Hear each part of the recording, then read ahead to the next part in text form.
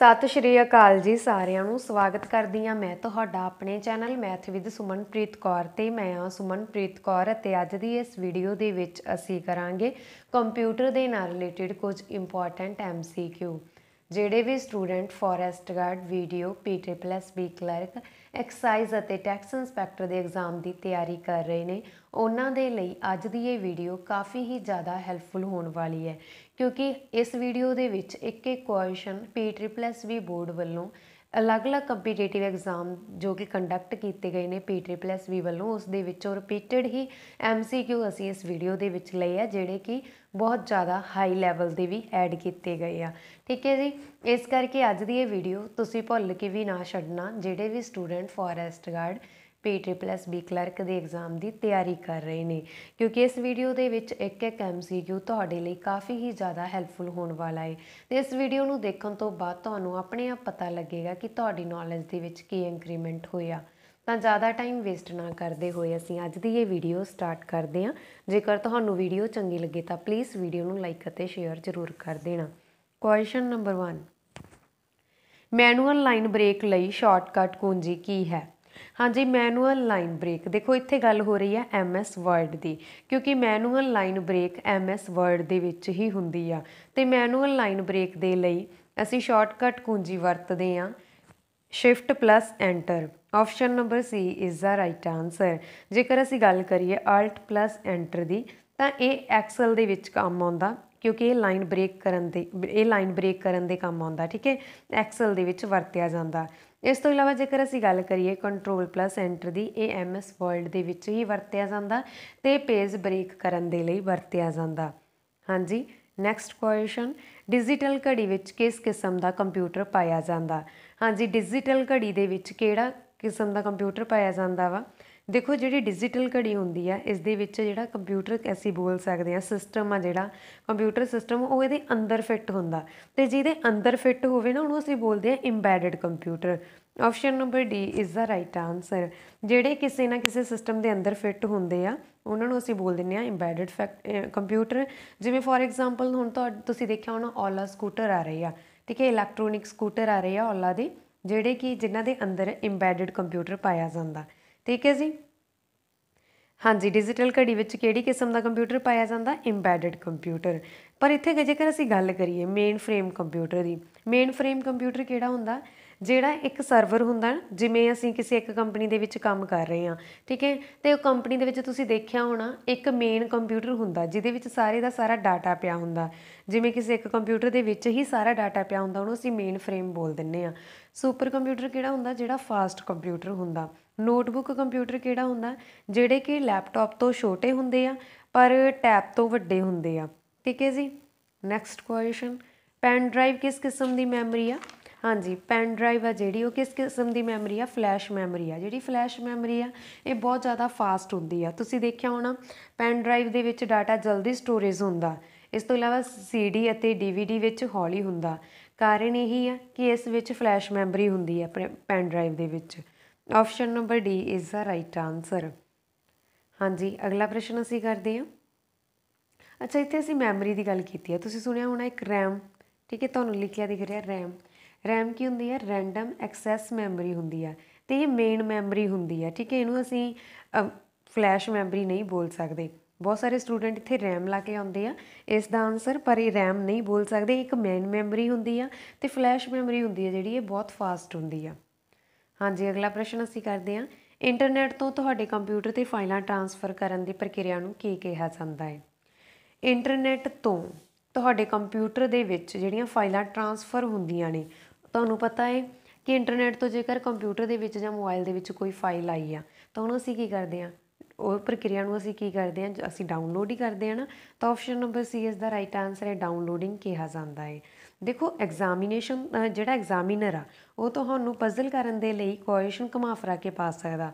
ਉਹ ਇੰਟਰਨੈਟ ਦੀ ਜਗ੍ਹਾ 'ਤੇ ਸਰਵਰ ਲਿਖ ਸਕਦਾ, ਵੈਬ ਲਿਖ ਸਕਦਾ ਠੀਕ ਹੈ। ਇਹ ਲਿਖ ਸਕਦਾ ਕਿ ਸਰਵਰ ਤੋਂ ਤੁਹਾਡੇ ਕੰਪਿਊਟਰ 'ਤੇ ਫਾਈਲਾਂ ਟਰਾਂਸਫਰ ਕਰਨ ਦੀ ਪ੍ਰਕਿਰਿਆ ਨੂੰ ਕੀ ਕਹਿੰਦੇ ਆ? ਡਾਊਨਲੋਡ ਕਹਿੰਦੇ ਆ ਠੀਕ ਹੈ। ਵੈਬ ਤੋਂ ਤੁਹਾਡੇ ਕੰਪਿਊਟਰ 'ਤੇ ਫਾਈਲਾਂ ਟਰਾਂਸਫਰ ਕਰਨ ਦੀ ਪ੍ਰਕਿਰਿਆ ਨੂੰ ਕੀ ਕਹਿੰਦੇ ਆ? ਉਹਨੂੰ ਵੀ ਡਾਊਨਲੋਡ ਹੀ ਕਹਿੰਦੇ ਆ ਠੀਕ ਹੈ ਜੀ। ਵੈਬ ਹੁੰਦੀ ਹੈ ਜਿਵੇਂ ਕਿ ਅਸੀਂ ਕੋਈ ਮੇਨ ਪੇਜ ਖੋਲ੍ਹਦੇ ਹਾਂ ਕ੍ਰੋਮ ਦੇ ਵਿੱਚ ਜਾ ਕੇ, ਗੂਗਲ 'ਤੇ ਜਾ ਕੇ ਖੋਲ੍ਹ ਲੈਂਦੇ ਹਾਂ, ਕੋਈ ਵੈਬਸਾਈਟ ਖੋਲ੍ਹਦੇ ਹਾਂ, ਉਹਨੂੰ ਹੀ ਅਸੀਂ ਵੈਬ ਬੋਲ ਦਿੰਦੇ ਹਾਂ। ਠੀਕ ਹੈ ਜੀ। ਇਸ ਤੋਂ ਇਲਾਵਾ ਤੁਹਾਨੂੰ ਕੁਐਸਚਨ ਇਹ ਆ ਸਕਦਾ ਵਾ ਕਿ ਇੰਟਰਨੈਟ ਉੱਤੇ ਕੰਪਿਊਟਰ ਤੋਂ ਸਰਵਰ ਵਿੱਚ ਜਾਣਕਾਰੀ ਤਬਦੀਲ ਕਰਨ ਦੀ ਪ੍ਰਕਿਰਿਆ ਨੂੰ ਕੀ ਕਹਿੰਦੇ ਆ। ਦੇਖੋ ਧਿਆਨ ਨਾਲ ਸੁਣੋ, ਮੈਂ ਕੀ ਬੋਲ ਰਹੀ ਹਾਂ। ਇਸ ਦਾ ਹੀ ਉਲਟਾ ਜਿਹੜਾ ਕਿ ਐਗਜ਼ਾਮ ਦੇ ਵਿੱਚ ਆ ਚੁੱਕਿਆ ਵਾ। ਇੰਟਰਨੈਟ ਉੱਤੇ ਕੰਪਿਊਟਰ ਤੋਂ ਸਰਵਰ ਵਿੱਚ ਜਾਣਕਾਰੀ ਤਬਦੀਲ ਕਰਨ ਦੀ ਪ੍ਰਕਿਰਿਆ ਨੂੰ ਕੀ ਕਹਿੰਦੇ ਆ? ਅਪਲੋਡਿੰਗ ਬੋਲਦੇ ਆ। ਹਾਂਜੀ, ਅਗਲਾ ਪ੍ਰਸ਼ਨ ਅਸੀਂ ਕਰਦੇ next question, father of modern computer. ਹਾਂਜੀ, ਫਾਦਰ ਆਫ ਮਾਡਰਨ ਕੰਪਿਊਟਰ ਕੀ ਹੁੰਦਾ? ਯਾਨੀ ਕਿ ਆਧੁਨਿਕ ਕੰਪਿਊਟਰ। ਆਧੁਨਿਕ ਕੰਪਿਊਟਰ ਦਾ ਪਿਤਾ ਕੌਣ ਆ? ਦੇਖੋ ਆਧੁਨਿਕ ਕੰਪਿਊਟਰ ਦੇ ਪਿਤਾ ਨੇ Alan Turing. Option number B is the right answer. ਇਹ ਇੱਕ ਮੈਥ ਟੀਚਰ ਸੀ, ਪਰ ਇਹਨਾਂ ਨੇ ਕੰਪਿਊਟਰ ਦੇ ਉੱਤੇ ਬਹੁਤ ਵੱਡੀ ਖੋਜ ਕੀਤੀ ਆ। ਠੀਕ ਹੈ ਜੀ। ਅਤੇ ਇਹਨਾਂ ਨੂੰ ਅਸੀਂ ਕੀ ਬੋਲਦੇ ਹਾਂ? ਫਾਦਰ ਆਫ ਸਾਇੰਸ ਵੀ ਲਿਖਿਆ ਆ ਸਕਦਾ। ਇਸ ਗੱਲ ਦਾ ਧਿਆਨ ਰੱਖਣਾ, ਫਾਦਰ ਆਫ ਸਾਇੰਸ ਜਾਂ ਫਾਦਰ ਆਫ ਮਾਡਰਨ। ਠੀਕ ਹੈ, ਮਾਡਰਨ ਕੰਪਿਊਟਰ। ਅੱਗੇ ਤੁਸੀਂ ਸੋਚਦੇ ਹੋਵੋਗੇ ਕਿ ਫਾਦਰ ਆਫ ਕੰਪਿਊਟਰ ਤਾਂ ਚਾਰਲਸ ਬੈਬਜ ਨੂੰ ਵੀ ਬੋਲਿਆ ਜਾਂਦਾ।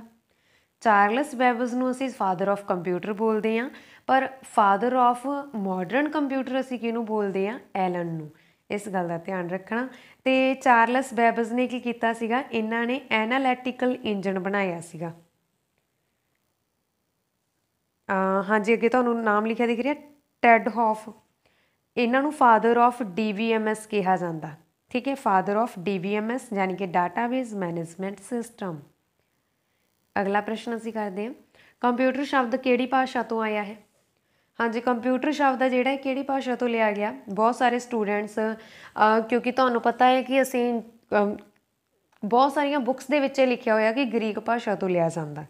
ਬਹੁਤ ਸਾਰੀਆਂ ਬੁੱਕਸ ਇਸ ਤਰ੍ਹਾਂ ਦੀਆਂ ਵਾ ਜਿਨ੍ਹਾਂ ਦੇ ਵਿੱਚ ਗ੍ਰੀਕ ਲਿਖਿਆ ਜਾਂਦਾ, ਪਰ ਉਹ ਬਿਲਕੁਲ ਗਲਤ ਆ। ਕੰਪਿਊਟਰ ਸ਼ਬਦ ਆ ਜਿਹੜਾ ਉਹ ਲਤੀਨ ਭਾਸ਼ਾ ਦਾ ਸ਼ਬਦ ਆ। Option number A is the right answer. ਦੇਖੋ ਕੰਪਿਊਟਰ ਦਾ ਮਤਲਬ ਕੀ ਹੁੰਦਾ? ਕੰਪਿਊਟ, ਤੁਸੀਂ ਦੇਖ ਸਕਦੇ ਹੋ ਕੰਪਿਊਟ। ਕੰਪਿਊਟ ਦਾ ਮਤਲਬ ਹੁੰਦਾ ਗਣਨਾ ਕਰਨਾ, ਕੈਲਕੂਲੇਟ ਕਰਨਾ, ਅਤੇ ਇਸ ਤੋਂ ਹੀ ਬਣਿਆ ਵਾ ਕੰਪਿਊਟਰ। ਠੀਕ ਹੈ ਜੀ। ਨੈਕਸਟ, ਕਿਹੜੀ ਇਕਾਈ CPU ਅਤੇ ਇਨਪੁਟ ਆਊਟਪੁੱਟ ਵਿਚਕਾਰ ਸਿਗਨਲਾਂ ਦੀ ਗਤੀ ਨੂੰ ਨਿਯੰਤਰਿਤ ਕਰਦੀ ਆ? ਹਾਂਜੀ, ਕਿਹੜੀ ਸਪੀਡ ਆ ਜਿਹੜੀ CPU ਅਤੇ ਇਨਪੁਟ ਆਊਟਪੁੱਟ ਵਿਚਕਾਰ ਸਿਗਨਲਾਂ ਦੀ ਗਤੀ ਨੂੰ ਨਿਯੰਤਰਿਤ ਕਰਦੀ ਆ? Control unit. Option number B is the right answer. ਅਗਲਾ ਪ੍ਰਸ਼ਨ ਆ ਜੀ, ਇੱਕ ਈਮੇਲ ਖਾਤੇ ਵਿੱਚ ਇੱਕ ਸਟੋਰੇਜ ਖੇਤਰ ਸ਼ਾਮਿਲ ਹੁੰਦਾ। ਹਾਂਜੀ, ਈਮੇਲ ਦੇ ਬਾਰੇ ਤੁਹਾਨੂੰ ਸਭ ਨੂੰ ਪਤਾ ਹੋਵੇਗਾ। ਈਮੇਲ ਦੇ ਖਾਤੇ ਵਿੱਚ ਇੱਕ ਸਟੋਰੇਜ ਖੇਤਰ ਸ਼ਾਮਿਲ ਹੁੰਦਾ ਜਿਸ ਨੂੰ ਅਕਸਰ ਕੀ ਕਿਹਾ ਜਾਂਦਾ? ਹਾਂਜੀ, ਤੁਸੀਂ ਦੇਖਿਆ ਹੋਣਾ ਇੱਕ ਈਮੇਲ ਦੇ ਵਿੱਚ ਸਟੋਰੇਜ ਖੇਤਰ ਦੇ ਵਿੱਚ ਜਿਹੜਾ ਤੁਹਾਨੂੰ ਸਟੋਰੇਜ ਖੇਤਰ ਜਿਹਦੇ ਵਿੱਚ ਯਾਨੀ ਕਿ ਸਾਡੇ ਮੈਸੇਜ ਵਗੈਰਾ ਪਏ ਹੁੰਦੇ ਆ। ਠੀਕ ਹੈ, ਤਾਂ ਉਸ ਨੂੰ ਅਸੀਂ ਅਕਸਰ ਮੇਲ ਬਾਕਸ ਬੋਲ ਦਿੰਦੇ ਹਾਂ। ਇਹਦੀ ਜਗ੍ਹਾ 'ਤੇ ਤੁਹਾਨੂੰ ਇਨਬਾਕਸ ਵੀ ਆ ਸਕਦਾ। Option C is the right answer ਆ। ਹਾਂਜੀ, ਅਗਲਾ ਪ੍ਰਸ਼ਨ ਅਸੀਂ ਕਰਦੇ ਹਾਂ, ਕਿਹੜੀ ਕੁੰਜੀ ਕਰਸਰ ਦੇ ਸੱਜੇ ਪਾਸੇ ਵਾਲੇ ਅੱਖਰ ਨੂੰ ਮਿਟਾ ਦਿੰਦੀ ਆ? ਦੇਖੋ ਮੈਂ ਇੱਥੇ ਤੁਹਾਡੇ ਸਾਹਮਣੇ ਕੋਈ ਵਰਡ ਲਿਖਦੀ ਹਾਂ, ਕੁਛ ਵੀ ਲਿਖ ਲੈਂਦੇ ਹਾਂ ਆਪਾਂ। ਚਲੋ ਇਨਬਾਕਸ ਹੀ ਲਿਖ ਲੈਂਦੇ ਹਾਂ ਆਪਾਂ, ਉੱਪਰ ਇਨਬਾਕਸ ਦੀ ਗੱਲ ਕੀਤੀ ਆ। ਠੀਕ ਹੈ, ਹੁਣ ਇਹ ਕਿਹੜੀ ਕੁੰਜੀ ਆ ਜਿਹੜੀ ਕਰਸਰ ਦੇ ਸੱਜੇ ਪਾਸੇ, ਸੱਜਾ ਪਾਸਾ ਕਿਹੜਾ? ਇਹ ਜਿੱਧਰ ਐਕਸ ਪਈ ਆ। ਠੀਕ ਹੈ, ਸੱਜੇ ਪਾਸੇ ਵਾਲੇ ਅੱਖਰ ਨੂੰ ਮਿਟਾ ਦਿੰਦੀ ਆ। ਦੇਖੋ ਜੇਕਰ ਮੈਂ ਸੱਜੇ ਪਾਸੇ ਵਾਲੇ ਅੱਖਰ ਨੂੰ ਮਿਟਾ ਰਹੀ ਹਾਂ ਤਾਂ ਮੈਨੂੰ ਕੀ ਨੱਪਣਾ ਪੈਣਾ? ਡਿਲੀਟ ਨੱਪਣਾ ਪੈਣਾ ਨਾ। ਡਿਲੀਟ ਨੱਪਣ ਦੇ ਲਈ ਮੈਂ ਕੀ ਕਰੂੰਗੀ? ਸੱਜੇ ਪਾਸੇ ਵਾਲੇ ਅੱਖਰਾਂ ਨੂੰ ਮਿਟਾ ਸਕਦੀ ਹਾਂ। ਠੀਕ ਹੈ ਜੀ, ਤਾਂ ਆਪਸ਼ਨ ਨੰਬਰ ਡੀ ਇਸ ਦਾ ਰਾਈਟ ਆਨਸਰ ਹੋਊਗਾ। ਪਰ ਜੇਕਰ ਤੁਹਾਨੂੰ ਇੱਥੇ ਆ ਜਾਏ ਖੱਬੇ ਪਾਸੇ ਲਈ, ਉਹ ਕਿਹੜੀ ਕੁੰਜੀ ਆ ਜਿਹੜੀ ਕਰਸਰ ਦੇ ਖੱਬੇ ਪਾਸੇ ਵਾਲੇ ਅੱਖਰ ਨੂੰ ਮਿਟਾ ਦਿੰਦੀ ਆ? ਤਾਂ ਖੱਬੇ ਪਾਸੇ ਵਾਲੇ ਨੂੰ ਮਿਟਾਉਣ ਦੇ ਲਈ ਅਸੀਂ ਕੀ ਕਰਦੇ ਹਾਂ? Back space. ਠੀਕ ਹੈ, ਇਸ ਗੱਲ ਦਾ ਧਿਆਨ ਰੱਖਣਾ। ਹਾਂਜੀ, ਦੇਖੋ ਤੁਸੀਂ ਡਿਲੀਟ ਤੁਹਾਡੇ ਲਈ ਨਾ ਇੱਕ ਇੰਪੋਰਟੈਂਟ MCQ ਬਣ ਸਕਦਾ ਵਾ ਜਿਹੜਾ ਕਿ ਐਗਜ਼ਾਮ ਦੇ ਵਿੱਚ ਆਇਆ ਵਾ। ਡਿਲੀਟ ਕੀ ਦੀ ਵਰਤੋਂ ਕਰਸਰ ਦੇ ਡੈਸ਼ ਅੱਖਰਾਂ ਨੂੰ ਮਿਟਾਉਣ ਲਈ ਕੀਤੀ ਜਾਂਦੀ ਆ? ਹਾਂਜੀ, ਡਿਲੀਟ ਕੀ ਦੀ ਵਰਤੋਂ ਕਰਸਰ ਦੇ ਕਿਹੜੇ ਅੱਖਰਾਂ ਨੂੰ ਮਿਟਾਉਣ ਲਈ ਕੀਤੀ ਜਾਂਦੀ ਆ? ਮੈਂ ਆਲਰੇਡੀ ਤੁਹਾਨੂੰ ਇਹ 'ਚ ਦੱਸਿਆ, ਸੱਜੇ ਪਾਸੇ ਵਾਲਿਆਂ ਨੂੰ। ਠੀਕ ਹੈ ਜੀ। ਅਗਲਾ ਪ੍ਰਸ਼ਨ, ਡਿਲੀਟ ਕੀ ਦੀ ਵਰਤੋਂ ਕਰਸਰ ਦੇ ਅੱਖਰਾਂ ਨੂੰ ਮਿਟਾਉਣ ਲਈ ਹੁੰਦੀ ਹੈ? ਹਾਂਜੀ, ਕਿਹੜੀ ਡਿਲੀਟ ਕੀ ਦੀ ਹੁੰਦੀ ਆ? ਡਿਲੀਟ ਕੀ ਦੀ ਤਾਂ ਵਰਤੋਂ ਹੁੰਦੀ ਹੈ, ਪਰ ਕਿਹੜੇ ਅੱਖਰਾਂ ਨੂੰ ਮਿਟਾਉਣ ਲਈ ਹੁੰਦੀ ਹੈ? ਸੱਜਿਆਂ ਨੂੰ। Option number B is the right answer. Very important, ਇਹ ਜੇਲ੍ਹ ਵਾਰਡ ਦੇ ਐਗਜ਼ਾਮ ਦੇ ਵਿੱਚ ਆ ਚੁੱਕਿਆ ਕੁਐਸਚਨ। ਅਗਲਾ ਪ੍ਰਸ਼ਨ, ਇੱਕ ਵੈਬ ਪੇਜ ਵਿੱਚ ਇੱਕ ਸ਼ਬਦ ਜਿਸ 'ਤੇ ਜਦੋਂ ਕਲਿੱਕ ਕੀਤਾ ਜਾਂਦਾ ਹੈ ਇੱਕ ਹੋਰ ਦਸਤਾਵੇਜ਼ ਖੁੱਲ੍ਹਦਾ ਵਾ। ਹਾਂਜੀ, ਇਹਨਾਂ ਦੇ ਵਿੱਚ ਉਹ ਵੈਬ ਪੇਜ 'ਤੇ ਕਿਹੜਾ ਕਿਹੜਾ ਸ਼ਬਦ ਆ ਜਿਹਨੂੰ ਅਸੀਂ ਜਦੋਂ ਕਲਿੱਕ ਕਰਾਂਗੇ ਤਾਂ ਇੱਕ ਹੋਰ ਦਸਤਾਵੇਜ਼ ਖੁੱਲੇਗਾ, ਤਾਂ ਇਹ ਸ਼ਬਦ ਆ ਜੀ ਹਾਈਪਰਲਿੰਕ ਦਾ। Option number C is the right answer. Web ਦੀ ਜਗ੍ਹਾ 'ਤੇ ਇੰਟਰਨੈਟ ਵੀ ਲਿਖਿਆ ਆ ਸਕਦਾ, ਧਿਆਨ ਰੱਖਣਾ। ਅਗਲਾ ਪ੍ਰਸ਼ਨ ਆ ਜੀ MS ਵਰਡ। ਹਾਂਜੀ, MS ਵਰਡ ਇਸ ਦੇ ਵਿੱਚ ਸੁਪਰ ਸਕ੍ਰਿਪਟ ਇਹ ਕਿਸ ਨਾਮ ਵਜੋਂ ਜਾਣੇ ਜਾਂਦੇ ਆ? ਸਟ੍ਰਾਈਕ ਥਰੋ ਇਹ ਕਿਹੜੇ ਨਾਮ ਵਜੋਂ ਜਾਣੇ ਜਾਂਦੇ ਆ ਜਿਹੜੇ ਵੀ ਤੁਹਾਨੂੰ ਲਿਖੇ ਦਿਖ ਰਹੇ ਆ? ਫੌਂਟ ਇਫੈਕਟ ਦੇ ਨਾਮ ਵਜੋਂ ਜਾਣੇ ਜਾਂਦੇ ਆ। Option number A is the right answer. ਇਹਦਾ ਦੇਖੋ ਸੁਪਰ ਸਕ੍ਰਿਪਟ ਦਾ ਕੀ ਮਤਲਬ ਆ? ਸੁਪਰ ਸਕ੍ਰਿਪਟ ਦਾ ਕੀ ਮਤਲਬ ਆ? ਦੇਖੋ ਮੈਂ ਲਿਖਿਆ ਵਾ x ਦੀ ਪਾਵਰ 2, ਠੀਕ ਹੈ। ਇਹਦੇ ਵਿੱਚ ਕੀ ਆ, ਜਿੱਥੇ ਤਾਂ ਮੈਂ x ਲਿਖਿਆ ਵਾ ਇਹ ਕੀ ਹੈ, ਇੱਕ ਬੇਸ ਲਾਈਨ ਆ। ਮੰਨ ਲਓ ਮੈਂ ਇੱਥੇ x ਲਿਖਿਆ ਵਾ, ਇਹ ਕੀ ਹੈ, ਇੱਕ ਬੇਸ ਲਾਈਨ ਆ, ਪਰ ਮੈਂ ਉੱਪਰ ਪਾਵਰ 2 ਲਿਖਿਆ ਵਾ। ਜਿਹੜਾ ਉੱਪਰ ਪਾਵਰ 2 ਲਿਖਿਆ ਨਾ ਇਹਨੂੰ ਬੋਲਦੇ ਆ ਸੁਪਰ ਸਕ੍ਰਿਪਟ, ਠੀਕ ਹੈ ਜੀ। ਪਰ ਜੇ ਮੈਂ ਲਿਖਦਾ HO2, ਤੁਸੀਂ ਸਾਇੰਸ ਦੇ ਵਿੱਚ ਪੜ੍ਹਿਆ ਹੋਣਾ, HO2 ਲਿਖਦਾ ਤਾਂ ਇਹਨੂੰ ਅਸੀਂ ਕੀ ਬੋਲਦੇ ਹਾਂ? ਇਹਨੂੰ ਅਸੀਂ ਬੋਲਦੇ ਹਾਂ ਸਬਸਕ੍ਰਿਪਟ, ਠੀਕ ਹੈ। ਇਸ ਗੱਲ ਦਾ ਵੀ ਤੁਸੀਂ ਧਿਆਨ ਰੱਖਣਾ। ਅਤੇ ਇੱਕ ਹੁੰਦਾ ਵਾ ਜਿਵੇਂ ਮੈਂ ਤੁਹਾਨੂੰ ਲਿਖਦਾ ਇੱਥੇ ਹੈਲੋ, ਹੈਲੋ ਲਿਖ ਕੇ ਮੈਂ ਉੱਪਰ ਲਾਈਨ ਲਾ ਦਾਂ, ਇਹਨੂੰ ਅਸੀਂ ਬੋਲਦੇ ਹਾਂ ਸਟ੍ਰਾਈਕ ਥਰੂ, ਠੀਕ ਹੈ। ਇਹਨਾਂ ਸਾਰੀਆਂ ਗੱਲਾਂ ਦਾ ਤੁਸੀਂ ਧਿਆਨ ਰੱਖਣਾ। ਇਹਨੂੰ ਅਸੀਂ ਬੋਲ ਦਿੰਦੇ ਹਾਂ ਫੌਂਟ ਇਫੈਕਟਸ, ਕਿਉਂਕਿ ਇਫੈਕਟ ਪੈ ਰਹੇ ਨਾ ਤੁਹਾਨੂੰ ਦਿਖ ਰਿਹਾ। ਪਹਿਲਾਂ ਤਾਂ ਅਸੀਂ ਬੇਸ ਸਕੇਅਰ 'ਚ ਲਿਖਿਆ, ਯਾਨੀ ਕਿ ਸਿਰ 'ਤੇ ਲਿਖਿਆ, ਫਿਰ ਅਸੀਂ ਬੇਸ 'ਚ ਲਿਖਿਆ, ਫਿਰ ਅਸੀਂ ਲਾਈਨ ਉੱਪਰ ਲਗਾਤੀ। ਸਾਰਿਆਂ ਦਾ ਅਲੱਗ-ਅਲੱਗ ਮੀਨਿੰਗ ਆ। ਅਗਲਾ ਪ੍ਰਸ਼ਨ ਆ ਜੀ ਕਿਹੜਾ ਇੱਕ ਇਨਪੁਟ ਡਿਵਾਈਸ ਨਹੀਂ ਹੈ? ਹਾਂਜੀ, ਇਨਪੁਟ ਡਿਵਾਈਸ ਨਹੀਂ ਹੈ। ਇਨਪੁਟ ਡਿਵਾਈਸ ਕਿਹੜਾ ਨਹੀਂ ਗਾ ਇਹਨਾਂ ਦੇ ਵਿੱਚੋਂ? Plotter. Option number D is the right answer. ਦੇਖੋ ਟੱਚ ਸਕਰੀਨ, ਮਾਊਸ, ਸਕੈਨਰ ਇਹ ਸਾਰੇ ਕੀ ਆ? ਇਨਪੁਟ ਡਿਵਾਈਸ ਆ। ਪਰ ਇਨਪੁਟ ਡਿਵਾਈਸ ਕਿਹੜਾ ਨਹੀਂ ਗਾ? ਪਲੋਟਰ ਨਹੀਂ ਗਾ। ਇਹ ਕਿਉਂ ਨਹੀਂ ਗਾ? ਇਹ ਇੱਕ ਆਊਟਪੁੱਟ ਡਿਵਾਈਸ ਆ। ਇਹ ਨਕਸ਼ੇ ਅਤੇ ਫਲੈਕਸ ਕੱਢਣ ਦੇ ਕੰਮ ਆਉਂਦਾ ਵਾ।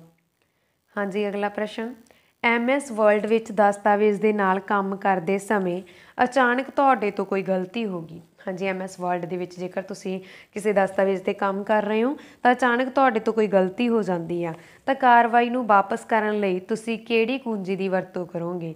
ਦੇਖੋ ਤੁਸੀਂ ਸੁਣਿਆ ਹੋਣਾ ਅੰਡੋ ਅਤੇ ਰੀਡੋ, ਠੀਕ ਹੈ। ਅੰਡੋ ਦਾ ਮਤਲਬ ਹੁੰਦਾ ਪਿੱਛੇ ਜਾਣਾ ਅਤੇ ਰੀਡੋ ਦਾ ਮਤਲਬ ਹੁੰਦਾ ਅੱਗੇ ਜਾਣਾ, ਠੀਕ ਹੈ। ਹੁਣ ਦੇਖੋ ਸਾਡੇ ਤੋਂ ਤਾਂ ਗਲਤੀ ਹੋਈ ਆ, ਅਸੀਂ ਕੀ ਕਰਨਾ? ਪਿੱਛੇ ਜਾਣਾ। ਪਿੱਛੇ ਜਾਣਾ ਮਤਲਬ ਅਸੀਂ ਅੰਡੋ ਕਰਨਾ, ਅੰਡੂ ਲਿਖ ਸਕਦੇ ਹਾਂ, ਠੀਕ ਹੈ। ਅੰਡੋ ਵੀ ਲਿਖ ਸਕਦੇ ਹਾਂ। ਸਾਰਿਆਂ ਦੇ ਆਪਣੇ ਆਪਣੇ ਮਤਲਬ ਕੋਈ ਕੀ ਬੋਲ ਦਿੰਦਾ, ਕੋਈ ਕੀ ਬੋਲ ਦਿੰਦਾ, ਵੈਸੇ ਤਾਂ ਅਨਡੂ ਆ ਇਹ, ਠੀਕ ਹੈ। ਅੰਡੂ ਦਾ ਮਤਲਬ ਕੀ ਹੁੰਦਾ ਵਾ? ਪਿੱਛੇ ਜਾਣਾ। ਪਿੱਛੇ ਜਾਣ ਲਈ ਅਸੀਂ ਕੀ ਵਰਤਦੇ ਹਾਂ? Ctrl+Z। ਅਤੇ ਜੇਕਰ ਅਸੀਂ ਅੱਗੇ ਜਾਣਾ, ਰੀਡੋ ਕਰਨਾ ਵਾ, ਰੀਡੂ ਕਹਿ ਸਕਦੇ ਹਾਂ। ਤਾਂ ਇਹਦੇ ਲਈ ਅਸੀਂ Ctrl+Y ਵੀ ਵਰਤ ਸਕਦੇ ਹਾਂ, ਠੀਕ ਹੈ ਜੀ, Ctrl+Y। ਅਗਲਾ ਪ੍ਰਸ਼ਨ ਆ memory, TV, KB, GB, MB ਦੀਆਂ ਇਕਾਈਆਂ ਨੂੰ ਘਟਦੇ ਕ੍ਰਮ ਵਿੱਚ ਲਿਖੋ। ਦੇਖੋ ਘਟਦੇ ਕ੍ਰਮ ਦੇ ਵਿੱਚ ਲਿਖਣਾ ਸੀ, ਘਟਦਾ ਵੀ ਆ ਸਕਦਾ, ਵੱਧਦਾ ਵੀ ਆ ਸਕਦਾ, ਪਰ ਤੁਹਾਨੂੰ ਇਹ ਪਤਾ ਹੋਣਾ ਚਾਹੀਦਾ ਕਿ ਸਭ ਤੋਂ ਸਮੋਲੈਸਟ ਯੂਨਿਟ ਕਿਹੜੀ ਆ। ਸਭ ਤੋਂ ਸਮੋਲੈਸਟ ਯੂਨਿਟ ਆ ਜਿਹੜੀ ਕੰਪਿਊਟਰ ਦੇ ਵਿੱਚ ਜਾਂ ਕੰਪਿਊਟਰ ਮੈਮਰੀ ਦੇ ਵਿੱਚ ਹੁੰਦੀ ਆ ਵਿਟ ਦੀ, ਠੀਕ ਹੈ। 1 ਵਿਟ ਦੀ ਹੁੰਦੀ ਆ।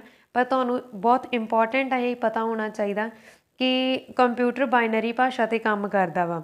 ਕਿਹੜੀ ਭਾਸ਼ਾ 'ਤੇ ਕੰਮ ਕਰਦਾ? ਬਾਈਨਰੀ 'ਤੇ, ਜਿਹੜੀ ਕਿ 0-1 ਦੀ ਫੋਰਮ 'ਚ ਹੁੰਦੀ ਆ, ਜਾਣੀ ਕਿ ਔਨ ਔਫ। ਇਹਦਾ ਮਤਲਬ ਹੁੰਦਾ ਔਨ ਔਫ, ਔਨ ਔਫ, ਠੀਕ ਹੈ। ਅਤੇ 0 ਨੂੰ ਅਸੀਂ ਕੀ ਬੋਲ ਦਿੰਦੇ ਹਾਂ? ਬਿੱਟ ਬੋਲਦੇ ਹਾਂ, ਠੀਕ ਹੈ। 0 ਨੂੰ ਕੀ ਬੋਲਦੇ ਹਾਂ? 0 ਨੂੰ ਅਸੀਂ ਬਿੱਟ ਬੋਲਦੇ ਹਾਂ ਅਤੇ 1 ਨੂੰ ਵੀ ਅਸੀਂ ਬਿੱਟ ਬੋਲਦੇ ਹਾਂ। ਕੀ ਬੋਲਦੇ ਹਾਂ? 0 ਨੂੰ ਵੀ ਬਿੱਟ ਬੋਲਦੇ ਹਾਂ ਅਤੇ 1 ਨੂੰ ਵੀ ਬਿੱਟ ਬੋਲਦੇ ਹਾਂ। ਇਸ ਗੱਲ ਦਾ ਤੁਸੀਂ ਧਿਆਨ ਰੱਖਣਾ। ਅਤੇ ਕੰਪਿਊਟਰ ਬਿੱਟ ਨੂੰ ਜੋੜ ਕੇ ਵੀ ਅਸੀਂ ਕੰਮ ਕਰ ਸਕਦੇ ਹਾਂ। ਅਸੀਂ ਕਿਵੇਂ ਕੰਮ ਕਰ ਸਕਦੇ ਹਾਂ? 0-1 0-1 0-1। ਹੁਣ ਜ਼ਰੂਰੀ ਨਹੀਂ 0-0-1 0-1 0-1 0-1 ਹੀ ਲਿਖੀਏ, ਇਹਨੂੰ ਅਸੀਂ 0-0-0-1-1-1-1-1 ਕਿਸੇ ਵੀ ਤਰ੍ਹਾਂ ਲਿਖ ਸਕਦੇ ਹਾਂ, ਠੀਕ ਹੈ। ਹੁਣ ਆ ਜਾਂਦਾ ਇੱਥੇ ਸਾਡਾ ਮੇਨ ਪੁਆਇੰਟ। ਦੇਖੋ ਅਸੀਂ ਗੱਲ ਕੀਤੀ ਸੀ 0-1 ਦੀ, ਠੀਕ ਹੈ। 0-1 ਦੇ ਵਿੱਚ ਹੁਣ ਮੈਂ ਜੇ ਇੱਕ ਹੋਰ ਇਹਦੇ ਨਾਲ ਲਗਾ ਦਾਂ 0-1, ਠੀਕ ਹੈ। ਮਤਲਬ ਇਹ ਕੀ ਬਣ ਗਿਆ? 4 ਬਿੱਟ ਬਣ ਗਈਆਂ। 4 ਬਿੱਟ ਕਿਹਦੇ ਬਰਾਬਰ ਹੁੰਦੀ ਆ? 1 ਨਿਬਲ ਦੇ ਬਰਾਬਰ ਹੁੰਦੀ ਆ, ਠੀਕ ਹੈ। ਜਾਂ 1 ਨਿਬਲ ਕਿਹਦੇ ਬਰਾਬਰ ਹੁੰਦੀ ਆ? 4 ਬਿੱਟ ਦੇ ਬਰਾਬਰ। ਹੁਣ ਮੈਂ ਮੰਨ ਲਓ ਇਹਦੇ ਵਿੱਚ ਹੋਰ ਐਡ ਕਰਦਾ 4, ਠੀਕ ਹੈ। 4 ਹੋਰ ਐਡ ਕਰਦਾ ਤਾਂ ਇਹ ਕੀ ਬਣ ਜਾਣੀ ਆ? 1 ਬਾਈਟ ਬਣ ਜਾਣੀ ਆ। ਅਤੇ 1 ਬਾਈਟ ਆ ਜਿਹੜੀ, ਦੇਖੋ 1 ਬਾਈਟ ਦੀ ਗੱਲ ਹੋ ਗਈ। 1 ਬਾਈਟ ਕਿੰਨੇ? 8 ਬਿੱਟ ਦੇ ਬਰਾਬਰ ਹੁੰਦੀ ਆ। ਫਿਰ ਆਉਂਦੀ ਆ 1 KB। KB ਸਭ ਤੋਂ ਛੋਟੀ ਹੁੰਦੀ ਹੈ ਇਹਨਾਂ ਦੇ ਵਿੱਚੋਂ ਜੇਕਰ ਅਸੀਂ ਗੱਲ ਕਰੀਏ, ਠੀਕ ਹੈ। ਵੈਸੇ ਤਾਂ ਸਭ ਤੋਂ ਛੋਟੀ ਬਿੱਟ ਹੁੰਦੀ ਆ, ਪਰ ਇਹਦੇ ਵਿੱਚ KB ਛੋਟੀ ਹੁੰਦੀ ਆ। ਹੁਣ ਜੇ ਜੇਕਰ ਅਸੀਂ ਇਹਨਾਂ ਦੇ ਵਿੱਚ ਪੁਆਇੰਟ ਆਫ ਵਿਊ ਤੋਂ ਦੇਖੀਏ ਇਸ ਕੁਐਸਚਨ ਦੇ, ਤਾਂ 1 KB ਸਭ ਤੋਂ ਛੋਟੀ ਹੁੰਦੀ ਹੈ। ਇਸ ਦੇ ਵਿੱਚ ਹੁੰਦਾ 1024 ਬਾਈਟ। ਤੇ ਉਸ ਤੋਂ ਬਾਅਦ 1 MB ਜਾਣੀ ਕਿ ਮੈਗਾਬਾਈਟ ਦੇ ਵਿੱਚ 1024 KB ਹੁੰਦੀ ਆ। 1 GB ਦੇ ਵਿੱਚ 1024 MB ਹੁੰਦੀ ਆ। 1 TB ਦੇ ਵਿੱਚ 1024 GB ਹੁੰਦੀ ਆ। ਹੁਣ ਤੁਹਾਨੂੰ ਪਤਾ ਹੋਣਾ ਚਾਹੀਦਾ ਸਭ ਤੋਂ ਛੋਟਾ ਇਹਦੇ ਵਿੱਚ ਹੈ KB ਤੇ ਸਭ ਤੋਂ ਵੱਡਾ ਕੀ ਆ TB ਆ, ਠੀਕ ਹੈ, ਜਾਣੀ ਕਿ ਟੈਰਾਬਾਈਟ। ਹੁਣ ਅਸੀਂ ਕੀ ਕਰਨਾ ਵਾ, ਇਹਨਾਂ ਨੂੰ ਘਟਦੇ ਕ੍ਰਮ ਦੇ ਵਿੱਚ ਲਿਖਣਾ। ਮਤਲਬ ਸਭ ਤੋਂ ਪਹਿਲਾਂ ਅਸੀਂ ਲਿਖਾਂਗੇ TB greater then MB greater then, ਮਤਲਬ ਘਟਦੇ ਕ੍ਰਮ ਮਤਲਬ ਪਹਿਲਾਂ ਵੱਡਾ ਫਿਰ ਛੋਟਾ ਫਿਰ ਉਸ ਤੋਂ ਛੋਟਾ ਫਿਰ ਉਸ ਤੋਂ ਛੋਟਾ, ਠੀਕ ਹੈ, ਇਸ ਤਰ੍ਹਾਂ ਲਿਖਣਾ। ਤਾਂ ਆਪਸ਼ਨ ਨੰਬਰ A ਇਸ ਦਾ ਰਾਈਟ ਆਨਸਰ ਆ। ਅਗਲਾ ਪ੍ਰਸ਼ਨ ਅਸੀਂ ਕਰਦੇ ਹਾਂ ਜੀ, ਵਪਾਰਕ ਵਿਸ਼ਲੇਸ਼ਣ ਲਈ ਹੇਠ ਦਿੱਤੇ ਸੌਫਟਵੇਅਰਾਂ ਵਿੱਚੋਂ ਕਿਹੜਾ ਸੌਫਟਵੇਅਰ ਵਰਤਿਆ ਜਾਂਦਾ ਹੈ। ਵਪਾਰਕ ਵਿਸ਼ਲੇਸ਼ਣ ਦੇ ਲਈ ਇਹਨਾਂ ਸੌਫਟਵੇਅਰ ਦੇ ਵਿੱਚੋਂ MS Excel ਸੌਫਟਵੇਅਰ ਵਰਤਿਆ ਜਾਂਦਾ ਹੈ। Option number C is the right answer. ਦੇਖੋ MS ਦਾ ਮਤਲਬ ਕੀ ਹੁੰਦਾ, ਮਾਈਕਰੋਸੌਫਟ, ਠੀਕ ਹੈ। ਤੇ ਕੰਪਿਊਟਰ ਦੇ ਵਿੱਚ ਇੱਕ ਤੁਸੀਂ ਦੇਖਿਆ ਹੋਣਾ ਪੈਕੇਜ ਮਿਲਦਾ ਵਾ MS ਆਫਿਸ ਦਾ। ਇਸ ਵਿੱਚ MS word, MS PowerPoint, MS Excel ਹੁੰਦਾ। ਤੇ MS Excel ਮਤਲਬ ਕੀ ਆ, ਇੱਥੇ MS ਦਾ ਮਤਲਬ ਕੀ ਆ, ਮਾਈਕਰੋਸੌਫਟ, ਠੀਕ ਹੈ। ਤੇ ਵਪਾਰਕ ਵਿਸ਼ਲੇਸ਼ਣ ਲਈ MS Excel ਦੀ ਵਰਤੋਂ ਕੀਤੀ ਜਾਂਦੀ ਆ। ਅਗਲਾ ਪ੍ਰਸ਼ਨ ਕਰਦੇ ਹਾਂ, ਹੇਠਾਂ ਦਿੱਤੇ ਵਿੱਚੋਂ ਕਿਹੜਾ ਡਾਟਾਬੇਸ ਪ੍ਰਬੰਧਨ ਸੌਫਟਵੇਅਰ ਦੀ ਇੱਕ ਉਦਾਹਰਣ ਹੈ। ਹਾਂਜੀ, ਇਹਨਾਂ ਦੇ ਵਿੱਚੋਂ ਡਾਟਾਬੇਸ ਪ੍ਰਬੰਧਨ ਸੌਫਟਵੇਅਰ ਦੀ ਇੱਕ ਉਦਾਹਰਣ ਕਿਹੜੀ ਆ। ਤਾਂ ਇਹ ਉਦਾਹਰਣ ਹੈਗੀ ਆ ਜੀ MS Excel the, access the. Option number C is the right answer. ਹਾਂਜੀ, ਅਗਲਾ ਪ੍ਰਸ਼ਨ ਅਸੀਂ ਕਰਦੇ ਹਾਂ, ਜੇਕਰ ਕਿਸੇ ਨੇ ਤੁਹਾਨੂੰ ਸਪੈਮ, ਤੁਸੀਂ ਦੇਖਿਆ ਹੋਣਾ ਸਪੈਮ ਕਾਲ ਆਉਂਦੀ ਆ, ਜੇਕਰ ਤੁਹਾਨੂੰ ਕਿਸੇ ਨੇ ਸਪੈਮ ਮੈਸੇਜ ਭੇਜਿਆ ਵਾ ਤਾਂ ਇਸਦਾ ਕੀ ਮਤਲਬ ਹੁੰਦਾ। ਹਾਂਜੀ, ਜੇਕਰ ਤੁਹਾਨੂੰ ਕਿਸੇ ਨੇ ਸਪੈਮ ਮੈਸੇਜ ਭੇਜ ਦਿੱਤਾ ਤਾਂ ਇਸਦਾ ਮਤਲਬ ਕੀ ਹੁੰਦਾ, ਸੈਂਡ ਯੂ ਅਨਸੋਲੀਕੇਟਡ ਈਮੇਲ। ਅਨਸੋਲੀਕੇਟਡ ਵੀ ਆ ਸਕਦਾ, ਅਨਵਾਂਟਡ ਵੀ ਆ ਸਕਦਾ, ਸਪੈਮ ਵੀ ਆ ਸਕਦਾ, ਇੱਥੇ ਲਿਖਿਆ। ਆਪਸ਼ਨ ਨੰਬਰ D ਇਸ ਦਾ ਰਾਈਟ ਆਨਸਰ ਹੋਵੇਗਾ, ਠੀਕ ਹੈ ਜੀ। ਅਗਲਾ ਕੁਐਸਚਨ ਆ, ਜੇਲ੍ਹ ਸੁਪਰਡੈਂਟ ਦੇ ਐਗਜ਼ਾਮ ਦੇ ਵਿੱਚ ਆ ਚੁੱਕਿਆ। ਈਮੇਲ ਭੇਜਣ ਵੇਲੇ CC ਅਤੇ BCC ਵਿੱਚ ਕੀ ਅੰਤਰ ਹੈ।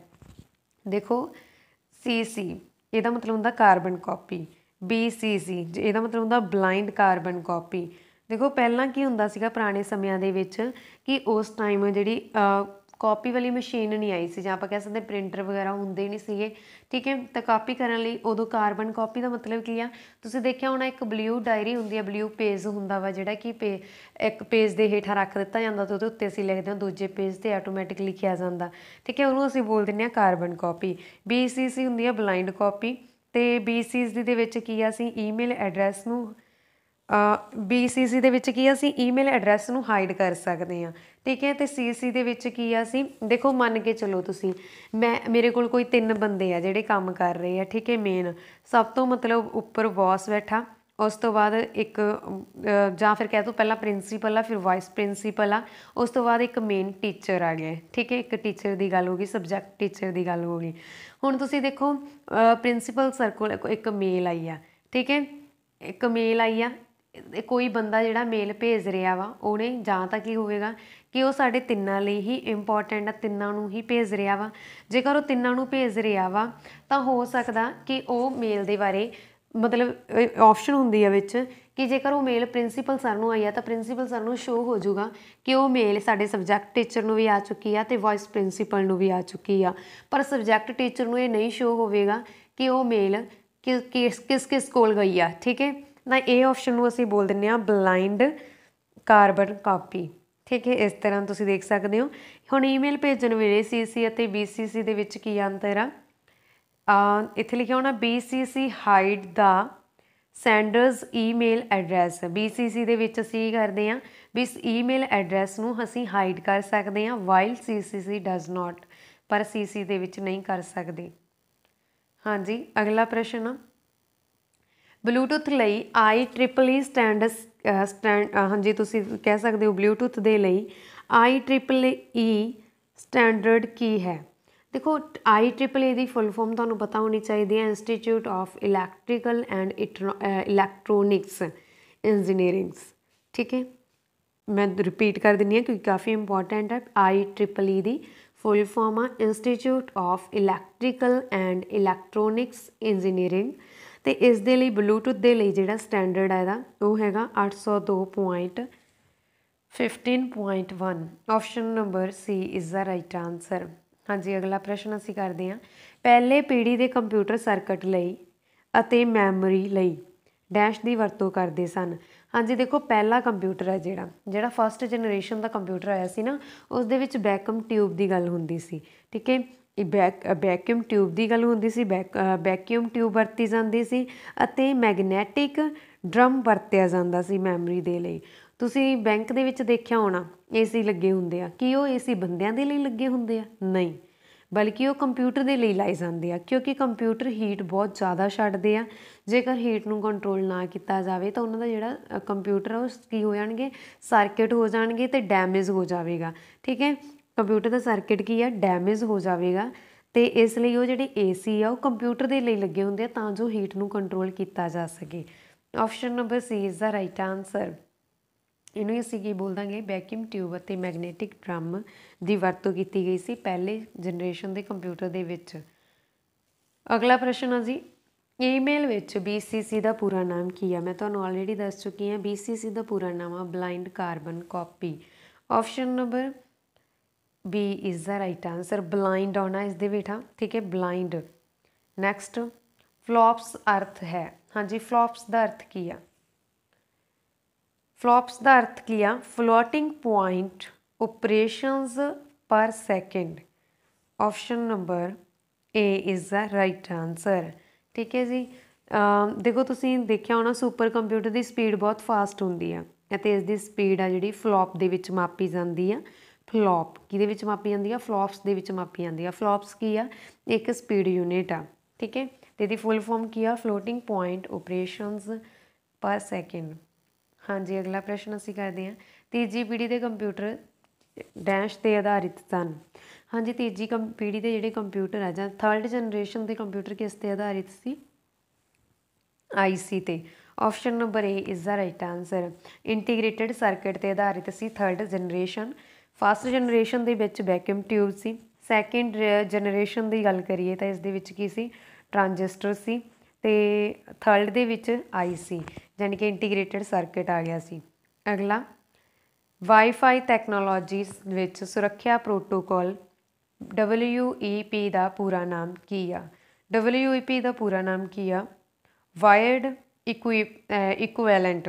ਠੀਕ ਹੈ, wired equivalent privacy. Option number C is the right answer.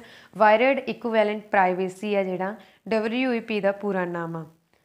ਹਾਂਜੀ, ਅਗਲਾ ਪ੍ਰਸ਼ਨ ਅਸੀਂ ਕੱਲ੍ਹ ਕਰਾਂਗੇ ਇਸ ਦਾ ਅਗਲਾ ਪਾਰਟ। ਠੀਕ ਹੈ, ਇਸ ਦੇ ਨਾਲ ਹੀ ਸਾਡੀ ਅੱਜ ਦੀ ਇਹ ਵੀਡੀਓ ਖਤਮ ਹੁੰਦੀ ਆ ਅਤੇ ਵੀਡੀਓ ਤੁਹਾਨੂੰ ਕਿਸ ਤਰ੍ਹਾਂ ਦੀ ਲੱਗੀ ਕਿਰਪਾ ਕਰਕੇ ਕਮੈਂਟ ਬਾਕਸ ਦੇ ਵਿੱਚ ਜ਼ਰੂਰ ਦੱਸ ਦੇਣਾ। ਜੇਕਰ ਵੀਡੀਓ ਚੰਗੀ ਲੱਗੀ ਹੋਵੇ ਤਾਂ ਪਲੀਜ਼ ਵੀਡੀਓ ਨੂੰ ਵੱਧ ਤੋਂ ਵੱਧ ਲਾਈਕ ਅਤੇ ਸ਼ੇਅਰ ਜ਼ਰੂਰ ਕਰ ਦੇਣਾ। ਧੰਨਵਾਦ ਜੀ, ਥੈਂਕਸ ਫੋਰ ਵਾਚਿੰਗ।